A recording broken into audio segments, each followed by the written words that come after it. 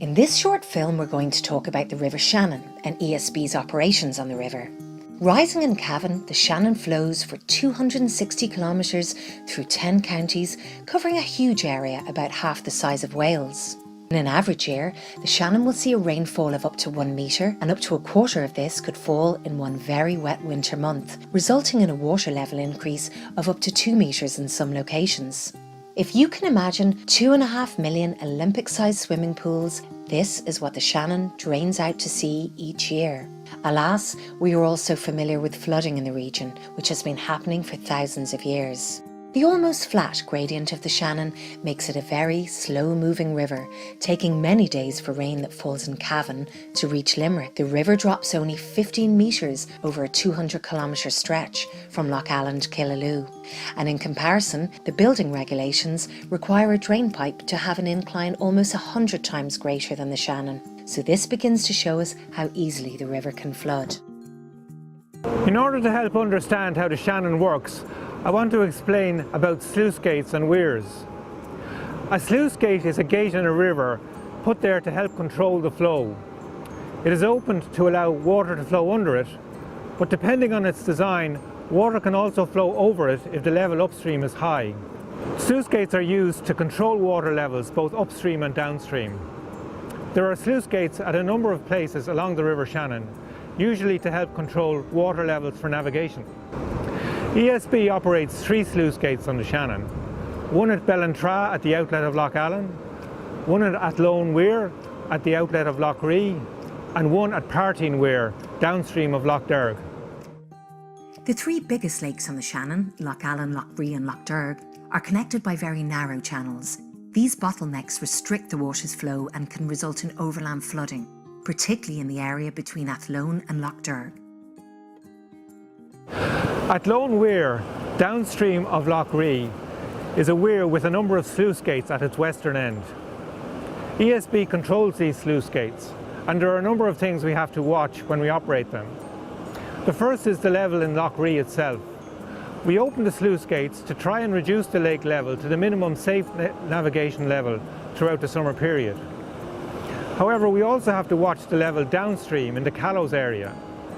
The Callows is a low-lying, flat area downstream of Athlone that waterlogs easily, even in summertime, and flow through the sluice gates can exacerbate this. So it's always a case of finding the right balance. A third thing that we have to watch out for is droughts, when there is very little flow in the river. This happens rarely, but when it does, we open the sluice gates to allow fresh water down for the benefit of the fish and the wildlife downstream. Ultimately, the main influence on the level in Lough Ree is not the operation of the sluice gates, but rather the amount of rain that falls in the Shannon catchment upstream. ESB's role on the Shannon is to ensure the generation of electricity at Ardnacrusha. South of Lough Derg and Killaloe, the gradient on the river, which has been relatively flat up to that point, becomes steeper. Between there and Limerick City, there's a 30-metre drop in level, and it is the energy in the water associated with this drop in level that the builders of Ardnacrusha harnessed when they built the scheme in the 1920s.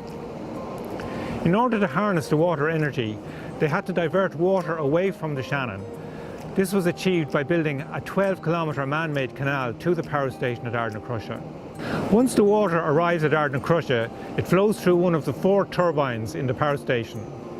These turbines and their associated generators transform the water energy into electricity, which is fed into the national grid and provides power for homes and businesses around Ireland. Most of the water normally flowing in the Shannon is diverted to Ardnacrusha. The amount varies from time of year. During the summer, there's relatively small amounts of water flow. But during the winter, when the station is operated at maximum capacity, 34 million tonnes of water a day flow through the power station. This is the equivalent of 14,000 Olympic-sized swimming pools. ESB does not store water in Lough Allen or Lough Ree for electricity generation, and the water level in these lakes has no immediate influence on the amount of electricity produced at Ardnacrusha. We closely monitor the water level in Lough Derg, and when it rises, we increase the flow of water through Ardnacrusha, thus taking more water from the lake. Once our maximum flow capacity at Ardnacrusha is reached, and if the level of the lake is still rising, we then start opening the gates at Partine Weir. This allows the excess water to flow down the Old Shannon. During large floods, the amount of water flowing in the river is greater than the capacity of Ardnacrusha. In these circumstances, the excess water has to be allowed to continue flowing down the old river channel.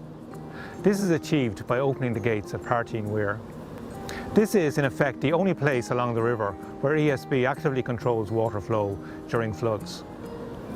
The operation of Ardnacrusha also provides a flood alleviation benefit by diverting large quantities of water away from vulnerable areas in the Lower Shannon. The primary cause of flooding on the Shannon is due to it being a long, flat, slow-flowing river, combined with spells of heavy rainfall. When a large flood occurs, the starting levels in the lakes have little or no influence on the peak floodwater levels because of the flow restrictions in the river. The natural features of the river are such that ESB can only manage the water when it reaches Lough Derg. The risk and extent of flooding on the Lower Shannon area is reduced by the amount of water diverted from the river through Ardnacrusha. For further information on ESB's electricity generation operations, please see our website.